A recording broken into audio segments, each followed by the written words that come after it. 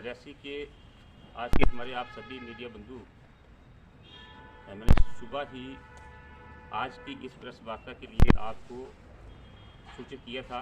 आप सभी आगे आपका बड़ा बड़ा धन्यवाद। ये प्रेस वार्ता आज की जो माइनिंग रेसी डिस्ट्रिक्ट की जो माइनिंग है उसको लेकर के है। मेरे साथ हमारे काउंसिल के वाइस चेयरपर्सन एडवोकेट साजरा कादर जी इस प्रेस वार्ता में मौजूद हैं। हमारे ब्लॉक डेवलपमेंट काउंसिल के चेयरपर्सन चंद्रमोहन सिंह जी हैं। बीडीसी चेयरपर्सन हमारे रियासी के इसी के हेडक्वार्टर जो हमारा ब्लॉक है परवीना जी हैं। अरनास के नीना जी हैं। हमारे कटरा से श्यामलाल भगत जी हैं। भमार से अशोक सिंह ठाकुर जी हैं। हमारे रियासी के म्यूनसिपल काउंसिल के चेयरपर्सन शशिपुरी जी, वाइस चेयरपर्सन योगराज महंगी जी, जोगराज रैना जी, हमारे धीरज गुप्ता जो पार्षद हैं, भारतीय जनता पार्टी के जिला के अध्यक्ष शील मल्होत्रा जी हैं। ये हमारे राजेंद्र सिंह जी कोट के हमारे बीडीसी चेयरपर्सन हैं।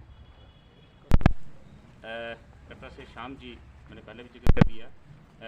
ये हमारे महेंद्र सिंह जी सरपंच हैं सलाल के, वो हमारे बीच में हैं। और राघव हीरा जी ब्लॉक प्रेसिडेंट हैं हमारे मंडल प्रधान रियासी के। इसके अलावा बाकी यहाँ पे पब्लिक मिनार्टी के हमारे भी इस प्रेस वार्ता में आज मौजूद हैं। माइनिंग का इशू जैसा कि आप हर वक्त मीडिया बंधुओं की तरफ से भी आता रहता है और बड़ा एक वेलकम स्टेप है कि हमारा जो चौथा स्तंभ है वो जागृत है अपने मसाइल को लेकर के। रियासी डिस्ट्रिक्ट का जो माइनिंग का इस वक्त की जो सूरत हाल है उस पर आज हम आपके समक्ष जो पब्लिक की शंकाएं हैं, पब्लिक की जो मजबूरियां हैं, उसमें एडमिनिस्ट्रेशन का क्या रोल है, डीडीसी बीडीसी चेयरपर्सन और हमारे पीआरआईज का क्या रोल है, उसमें पार्टी के भी हमारे यहाँ पे शील मल्होत्रा जी बैठे हैं, ये भी बात रखेंगे। माइनिंग का जो ये इस वक्त का जो हमारा व्यवस्था है, टेंडर के द्वारा लीज होल्डर जो हैं जिनको हम ठेकेदार बोलते हैं, ठेकेदार चुनेंगे और ठेकेदारों ने जब एक अलाटमेंट के बाद जो प्रक्रिया होती है कि बहुत सारी एनओसीज वगैरह ली, उसके बाद रेट जो डिस्ट्रिक्ट हमारे डिस्ट्रिक्ट लेवल की मल्टी डिपार्टमेंटल कमेटी है जिसके चेयरपर्सन जिला के डिप्टी कमिश्नर होते हैं, इनकी अध्यक्षता में इस वक्त 34 ब्लॉक हमारे रियासी डिस्ट्रिक्ट के हैं, जिनमें से एक्शन के बाद 2 ब्लॉक्स जो हैं वो कैंसिल कर दिए गए। इसे टेक्निकल ग्राउंड बताई जाती है उसकी बिना पर। और इस वक्त 32 ब्लॉक जो हमारे रियासी डिस्ट्रिक्ट के जिनकी निशानदेही हुई है, जिनके टेंडर हुए हैं, जिनकी अलाटमेंट हुई है, जिनके लीज आर्डर कुछ प्रक्रिया में है, और 13 ब्लॉक इस वक्त जो है वो चल रहे हैं। थोड़ा सा आगे इस रियासी जिला की माइनिंग के हवाले से मैं बात करूँ, इसकी पृष्ठभूमि पे मैं जानना चाहूँगा। 2016 तक, मार्च 2016 तक पूरे जम्मू कश्मीर में जो टेंडर का प्रोसेस था वो पुराना जो हमारा कन्वेंशनल टेंडर्स होते थे, टेंडर डाले जाते थे, मैनुअली जो टेंडर डाले जाते थे उस तरह से हुआ करता था। और 2016 मार्च तक का जो हमारा रेवेन्यू पर ईयर सालाना जो उसकी आमदनी आती थी सरकार को वो 35 करोड़ था। 2016 में ही एक सुप्रीम कोर्ट के एक खंडपीठ ने ये फैसला किया, दीपक कुमार बनाम कोई हरियाणा की जो सरकार थी, वो दीपक कुमार थे, कोई वो सुप्रीम कोर्ट में चले गए। उनका एक निर्देश आया कि पूरे देश में, पूरे भारतवर्ष में हर एक यूनियन टेरिटरी, हर एक स्टेट में ओपन ऑक्शन होनी चाहिए। जो पहले का टेंडर प्रोसेस था वो सबको पता है कि उस वक्त किस ढंग से मसल पावर इस्तेमाल होती थी। टेंडर भरने के लिए लोग जाते थे, रास्ते से उनका अपहरण हो जाया करता था। तो इस तरह की घटनाएं हमारे आप सबके सामने हैं। लेकिन उस वक्त सुप्रीम कोर्ट ने कहा कि टेंडर की जो प्रक्रिया है वो ई ऑक्शन होना चाहिए, यानी ऑनलाइन बिडिंग हो। वो सिस्टम शुरू किया गया 2017 में, पहली बार ई ऑक्शन हुए। लेकिन उसमें 2-3 चीज़ें थी ई ऑक्शन की।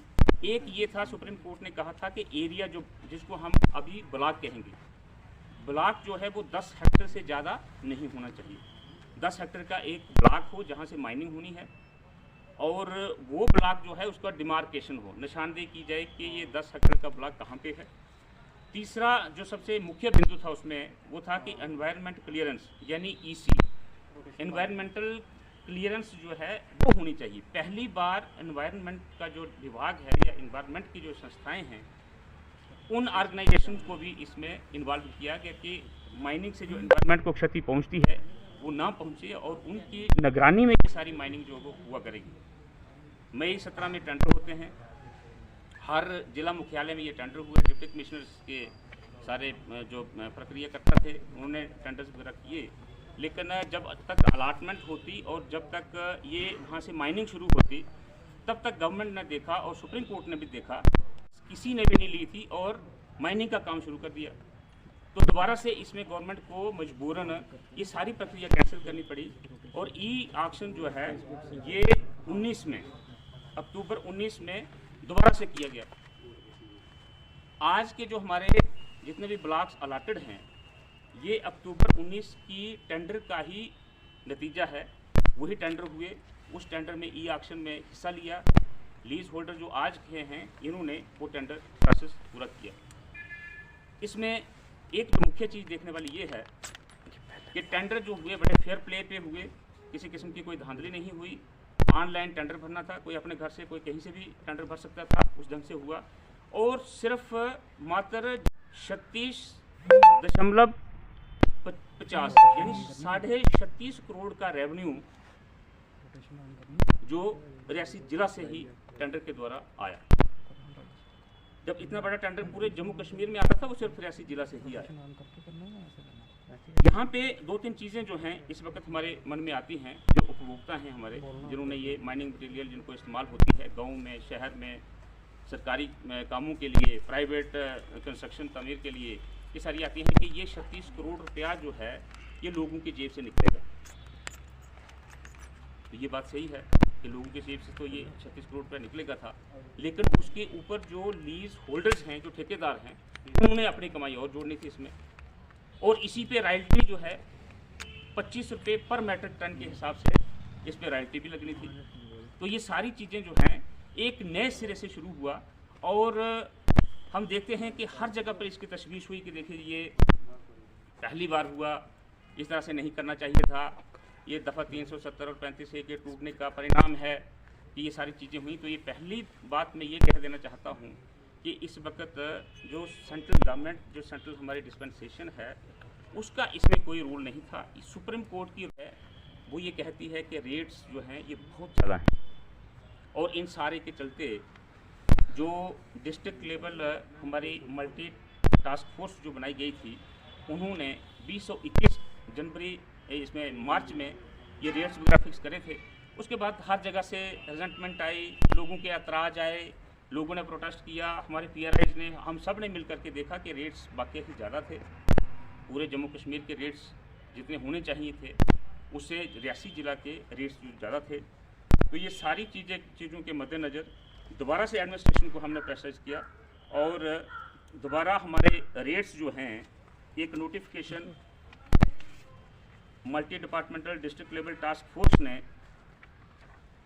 एक फैसला किया और रेट्स जो है वो रिवाइज़ किए गए, जिस रिवीजन के तहत ये 6 अक्टूबर 2021 का आर्डर है, ये आप सब ने देखा है, जिसके तहत रेट्स रियासी ज़िला में हर एक कैटेगरी का जो मिनरल था उसके रिवाइज हुए। इन रेट्स के मुताबिक जो नाला की सैंड थी 575 रुपये स्क्वायर फुट हुई, जो नाला का बोल्डर था 4 रुपये 75 पैसे, जो नाला मक थी 4 रुपये 15 पैसे, जो नाला की बजरी थी 6 रुपये, क्रशर एग्रीगेट जो क्रशर की हम बजरी कहते हैं 10 से लेकर के 40 mm तक 11 रुपये 80 पैसे हुआ। जो क्रशर का एग्रीगेट 40 से 65 था ये 10 रुपये 65 पैसे हुआ। क्रशर का जो धुला हुआ रहता था 10 रुपये 40 पैसे हुआ। क्रशर की डस्ट 7 रुपये 85 पैसे हुई और जो क्ले ऑर्डिनरी जो डस्ट निकलती है वो 3 रुपये 5 पैसे हुई। ये जो रेट्स थे ये लोडिंग के बगैर थे।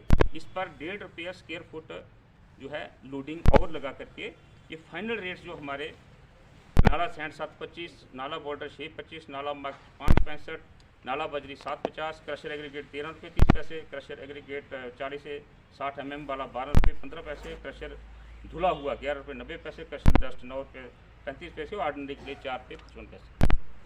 जब ये रेट्स आए, कई क्वार्टर से ये भी हमें सुना कि अभी भी रेट्स जो हैं ये ज़्यादा हैं, लेकिन फिर भी हमने इत्मीनान किया कि इन रेट्स पे भी अगर हमें ये माइनिंग मटेरियल उपलब्ध होगा तो लोगों को राहत की सांस जरूर इसमें मिलेगी। जब कोई भी ब्लॉक एक ठेकेदार को लीज एग्रीमेंट के तहत दिया जाता है, उसकी रजिस्ट्री होती है, उसमें चंद एक शराइत होती हैं। ये नहीं है कि वो ब्लॉक लेकर के अपनी मन मर्जी से उसकी रजिस्ट्री होगी, मालकी होगी तो जैसे मर्जी वैसा करेगा। बहुत सारी अटेंडेंट कंडीशंस जो हैं उसके साथ करनी पड़ती हैं।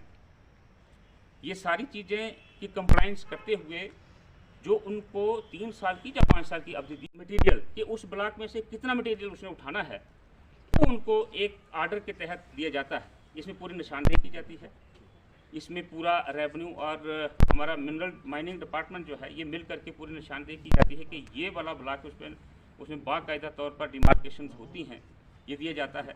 और कंडीशन ये होती हैं कि कई ब्लॉक्स में, जैसे कि मेरे पास पूरी डिटेल है, हर एक ब्लॉक में 1 मीटर से ज़्यादा गहरा माइनिंग कोई भी नहीं कर सकता। सबसे जो पहली कंडीशन है। दूसरी इसमें यह कंडीशन है कि जब भी आप माइनिंग करेंगे उसमें ऑटोमेटिक मशीनरी इस्तेमाल नहीं होगी, मैनुअली आपको वहाँ से जो माइनिंग मटेरियल है ये उठाना है। ज़्यादा से ज़्यादा सेमी मैकेनाइज्ड में जेसीबी नहीं आती। सेमी मैकेनाइज्ड में जो ये हर एक ब्लॉक में आप देखते हैं कि चेन वाली मशीनें वो लगाई हुई हैं, ये बिल्कुल नहीं आती। लेकिन इस वक्त आप देख सकते हैं कि हर एक ब्लॉक में इस तरह की मशीनरी का उपयोग जो है वो हो रहा है। उसके अलावा जितनी परमिशंस हैं जिस गांव में, उस गांव की भी लोगों की भी रजामंदी लेनी ज़रूरी है। उस गांव के लिए जो रोड हैं उसकी स्ट्रेंथ और पोटेंशियल देखा जाएगा कि उस रोड पे इतना लोड और इतनी गाड़ियाँ चल सकें, उस रोड की कंडीशन ठीक रहेगी कि नहीं रहेगी, पानी की क्वालिटी, हवा की क्वालिटी, नॉइज़ वाइब्रेशन मॉनिटरिंग जो है वो होगी, माइनिंग का प्लान बनता है, उस प्लान के अडेयर किया जाएगा और ज़मीन को दोबारा कैसे रिक्लेम किया जाएगा, जो ग्रीनरी है, हरियाली किस तरह से वहाँ पे उस गांव में रहेगी। इसके अलावा पब्लिक हियरिंग और पब्लिक हेल्थ इश्यूज़ की सुनवाई होगी कि लोगों को इसकी डस्ट से, इसकी धूल से, इसकी आवाज़ से, पोल्यूशन से किसी किस्म का कोई हेल्थ हजार्ड तो नहीं हो रहा। कॉरपोरेट एनवायरमेंटल रिस्पांसिबिलिटी के तहत, CER के तहत उनको उस गांव में अगर कोई पानी सूख रहा है, उस पानी के लिए वहाँ पे हैंडपम्प की व्यवस्था करनी है, पानी की, हरियाली की, ये सारी व्यवस्थाएं उन्होंने करनी है।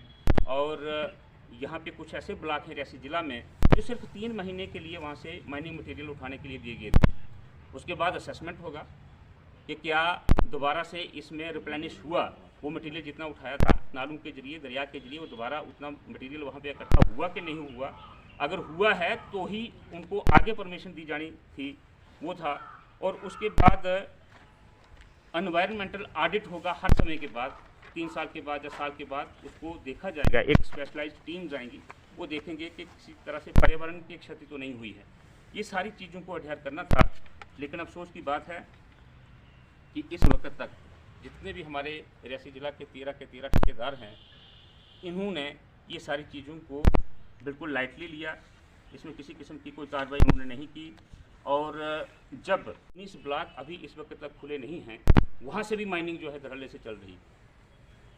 एक इसी आर्डर में जो हमारा मल्टी डिपार्टमेंटल डिस्ट्रिक्ट लेवल जो कमेटी है, जिसके चेयरमैन हमारे डिप्टी कमिश्नर होते हैं, इनके आदेश के मुताबिक तहसील लेवल पे कमेटियाँ बनी थी कि जो कंसर्न तहसीलदार की अध्यक्षता में वो कमेटी अपने अपने तहसील में ये सुनिश्चित करेगी कि जितने भी टर्म कंडीशन है, इन टर्म कंडीशन के मुताबिक ही मिनरल माइनिंग यहाँ से हो रही है।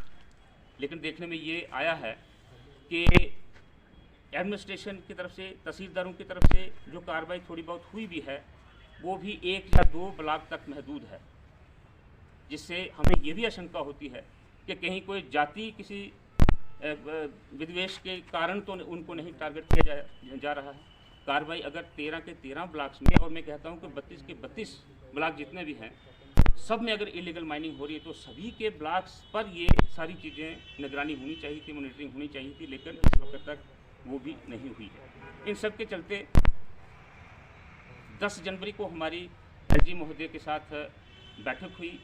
इसमें जम्मू संभाग के सभी डिस्ट्रिक्ट डेवलपमेंट काउंसिल के चेयरपर्सन और वाइस चेयरपर्सन थे, जिसमें हमारे वाइस चेयरपर्सन रियासी से मैडम साजरा कादर जी भी थे, ये इस चीज़ के चश्मदीद गवाह हैं कि हमने ये बहुत फोर्सफुली रियासी ज़िला के हवाले से हमने बहुत फोर्सफुली यहाँ पे पॉइंट रखा है कि पूरे रियासी डिस्ट्रिक्ट की जो माइनिंग है, जो पर्यावरण है, उसको क्षति पहुँच रही है, लोगों को लूटा जा रहा है और किसी किस्म की एडमिनिस्ट्रेशन की तरफ से कोई निगरानी हमें देखने को नहीं मिल रही है, जिसके चलते उन्होंने दोबारा एलजी महोदय ने कड़ा संज्ञान लेते हुए हमारे जम्मू संभाग के डिवीजन कमिश्नर डॉक्टर राघव लंगर जी को और जम्मू संभाग के हमारे पुलिस चीफ श्री मुकेश सिंह जी को दायित्व सौंपा के दोबारा मेरे पास ये शिकायत नहीं आनी चाहिए, आप जो संभव कार्रवाई कर सकते हैं, कड़ी से कड़ी कार्रवाई होनी चाहिए। उसके चलते आपने देखा होगा कि यहाँ पे रियासी में भी थोड़ी बहुत एक दो ब्लॉक्स में सख्ती हुई है, लेकिन हम समझते हैं कि वो सख्ती नाकाफ़ी है।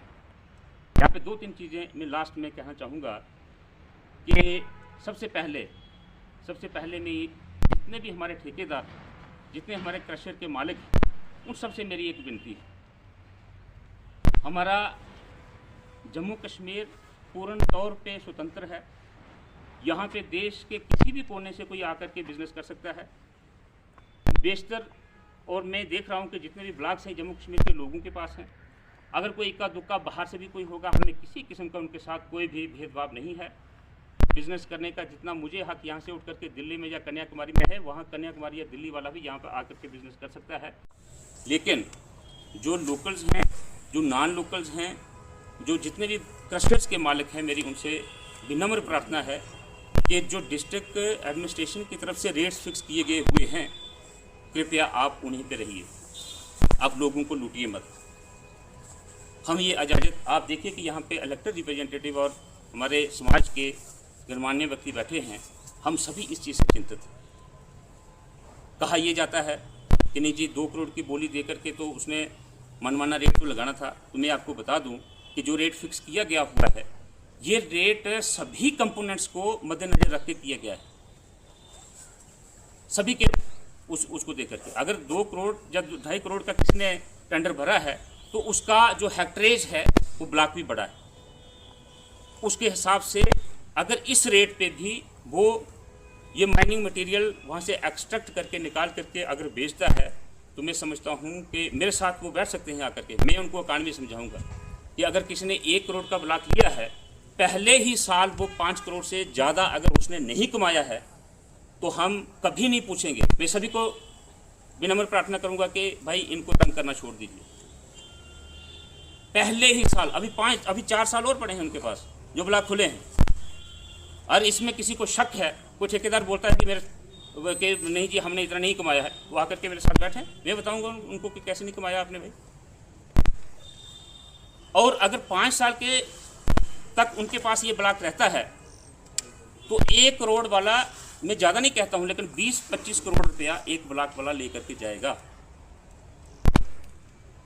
इसके बावजूद भी आप अगर 13 रुपये 30 पैसे वाला मटेरियल अगर क्रशर वाला 21 रुपये में मनमाने रेट से बेच रहा है, और अगर कोई पूछता है, जब कोई लेने जाता है, वो कहता है कि महाराज मुझे 13 रुपये 30 के हिसाब से ही पैसा काटा जाए, तो उसको कहा जाता है कि आप बाहर हो जाइए, साइड पे हो जाइए, आपको मटेरियल नहीं मिलेगा। ये गलत है। मैं सबसे विनम्र प्रार्थना करता हूँ कि आप इस किस्म की बात मत करें, आप जो कानून नियम बनाए गए हैं उसका उल्लंघन मत करें। मेरी डिस्ट्रिक्ट एडमिनिस्ट्रेशन से ये उनको सुझाव होगा कि आप जितना आपने किया है हम उसका वेलकम करते हैं, लेकिन देखने में और सुनने में ये आया है कि टारगेटेड ब्लॉक्स जो हैं उनको ही टारगेट किया जाएगा, कुछ निश्चित ब्लॉक हैं उनको ही टारगेट किया जाएगा। पिछले दिनों में अगर हम रियासी की बात करें तो एक आधे ब्लॉक में ही रोजाना रेड पड़ती है। जिला में 13 ब्लॉक खुले हुए, 32 ब्लॉक टोटल हैं, 19 अभी नहीं खुले हैं, उनमें भी धड़ल्ले से माइनिंग हो रही है। डिस्ट्रिक्ट एडमिनिस्ट्रेशन को सुनिश्चित करना होगा कि लोगों को लूटने से बचाएं। तीसरी बात मैं ये कहूँगा कि ये जो इस वक्त जितना भी सिलसिला चल रहा है, पिछले दिनों में हमने देखा कि जब थोड़ा सा टाइट किया गया तो स्ट्राइक पे बैठ के कि हम माइनिंग मटेरियल नहीं देंगे। माइनिंग मटेरियल किसी की पर्सनल जायदाद नहीं होती, ये पब्लिक प्रॉपर्टी है, ये पब्लिक के लिए है। अगर कोई कहेगा कि मैं स्ट्राइक करने से काम रुक जाएंगे, निर्माण के काम रुक जाएंगे या सरकार को झुका लेंगे, ऐसा गलत है, ऐसा नहीं सोचना चाहिए उनको। और हम अपने पूरे डिस्ट्रिक्ट की आवाम को इसमें इन्वॉल्व करेंगे। अगर प्रशासन फेल होता है, अगर जितने भी तंत्र हैं हमारे वो फेल हो जाते हैं, तो हम पूरे डिस्ट्रिक्ट की आवाम को, पूरे डिस्ट्रिक्ट के PRIs को, पूरे डिस्ट्रिक्ट के जो BDC, DDC और जितने भी हमारे काउंसिल के लोग हैं और जितने भी हमारी आवाम है, क्योंकि समाज सबसे बड़ा होता है, तो ये सारी आशंकाएं जो हैं ये आपके समक्ष मैंने रखी थी कि 370 और 35A के टूटने के बाद ये सारी चीज़ें हुई, ऐसा नहीं है। उन्होंने बता दिया कि सुप्रीम कोर्ट की रूलिंग के मुताबिक ये सारी चीज़ें हुई हैं। दूसरी चीज़ ये थी कि जितनी भी यहाँ पे कार्रवाई हो रही है, सभी के सभी 32 ब्लॉकों में कार्रवाई होनी चाहिए, इसको सुनिश्चित करना होगा। तीसरी चीज़ ये है कि कुछ जो क्रशर्स वाले हैं वो कहते हैं कि किसी ने लेना है मटेरियल तो ले लो, और मैंने अभी सुना कि सिलेक्टेड लोगों को दिया जा रहा है। एक ब्लॉक के मैंने गाड़ी भेजी थी चेक करने के लिए कि वो किस ढंग से देते हैं।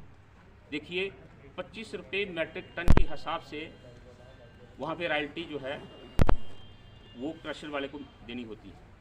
तो 7 रुपये 25 पैसे के हिसाब से ब्लॉक में जो RBM है वो उसको भर के देना होता है। इसके हिसाब से 21-2200 की 300 स्क्वायर फुट की जो गाड़ी है हम भर सकते हैं। इसके अलावा किसी किस्म का कोई चार्जेस उनको नहीं देना पड़ता है। लेकिन जो गाड़ी मैंने भेजी थी उसमें उन्होंने 3000 रुपये एक लिए, 1400 रुपया एक लिया कि ये लोडिंग का। अब मुझे बताइए कि 300 फुट माल भरने का 1400 रुपया, और वो मशीन से भरने, जो मशीन प्रतिबंध जिस पे लगा हुआ है, बैन लगा हुआ कि मशीन इस्तेमाल नहीं करनी है। अरे भाई साहब, क्या इतना आप 1 फुट का जो मटेरियल वहाँ से उठा करके उसमें डालना है, 1.5 रुपये आपको रेट गवर्नमेंट ने फिक्स किया है, जो आप बिना डर के, बिना झिझक के, बिना ताने मिलने सुने कि आप ले सकते हो। उसके ऊपर जाकर के आप 300 फुट का 450 रुपये, 500 रुपये सारा बनता है, और आप 1400 रुपया चार्ज कर रहे हो। उसके अलावा जी हमने लेबर लगाई हुई है, लेबर के जरिए पत्थर साइड पे कर रहे हैं, स्क्रीनिंग कर रहे हैं, इसकी उसको छान करके दे रहे हैं। अगर चाहती है तो वो सुनिश्चित करे। मैं दोबारा से रिपीट कर रहा हूँ कि जो चीज़ें हुई, जिस तरीके के इंसिडेंट्स हुए हैं, यहाँ एक चीज़ दिखती है कि एडमिनिस्ट्रेशन ने उस चीज़ को उस तरीके से नहीं टैकल किया है। तो फिर हम विद पीसफुल रिक्वेस्ट के हिसाब से भी हम एडमिनिस्ट्रेशन से ये रिक्वेस्ट करते हैं कि उन चीज़ों को रिपीट ना किया जाए। ऑब्वियस सी बात है, अगर किसी चीज़ को, किसी मुजरिम को पकड़ा गया, उसको सॉफ्ट नेचर से ट्रीट किया गया, तो मेरे हिसाब से तो यही लगता है कि कहीं ना कहीं जो है एडमिनिस्ट्रेशन की कोताही है। कोई सॉफ्ट जो उसके बारे में उसका रवैया है वो नहीं होना चाहिए, और कहीं है था। ठीक है सर, थैंक यू।